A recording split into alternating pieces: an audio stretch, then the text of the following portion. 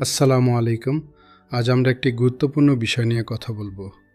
লাগার বা অভ্যর্থনা কেন্দ্র থেকে বের হয়ে গেলে কি করা উচিত, আর সেখানে বেশি দিন থাকলে কি সত্যিই কোনো লাভ আছে? অনেকেই এই জায়গাকে নিরাপদ মনে করেন, কিন্তু সব নিরাপদ জায়গাই ভবিষ্যতের জন্য ভালো হয় না। লাগার থেকে বেরোলে কি করবেন? যদি আপনি লাগার থেকে বের হন, তাহলে প্রথম কাজ আপনার কাগজপত্র ঠিক আছে কিনা যাচাই করা। আপনার আবেদন কোন অবস্থায় আছে তা জানুন। যিনি আগে আপনার মামলা দেখছিলেন সেই উকিলের সাথে যোগাযোগ রাখুন।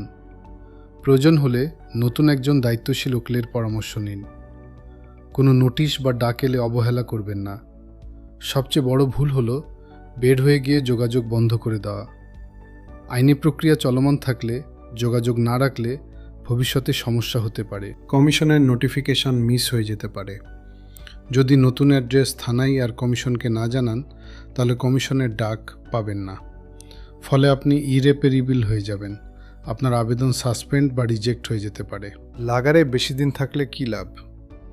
অনেকে ভাবেন লাগার একটি নিরাপদ জায়গা, খাবার আছে, থাকার জায়গা আছে, তাই এখানেই থাকি।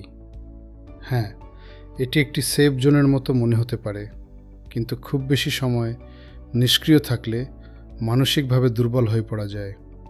ভবিষ্যতের পরিকল্পনা পিছিয়ে যায়, বাইরে সমাজের সাথে যোগাযোগ কমে যায়, আর সবচেয়ে বড় কথা, শুধু নিরাপত্তার জন্য আটকে থাকলে নিজের উন্নতি থেমে যায়। তাহলে সঠিক পথ কি? লাগারকে ব্যবহার করুন প্রস্তুতির সময় হিসেবে। নিজের কাগজপত্র বুঝুন, আইনি সহায়তা নিন, ভবিষ্যতের পরিকল্পনা তৈরি করুন।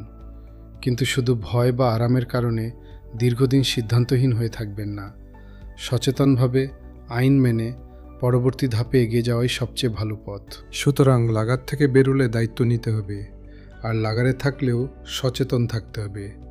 শুধু নিরাপদ মনে হলেই যথেষ্ট নয়, ভবিষ্যৎ সুরক্ষিত করতে হবে।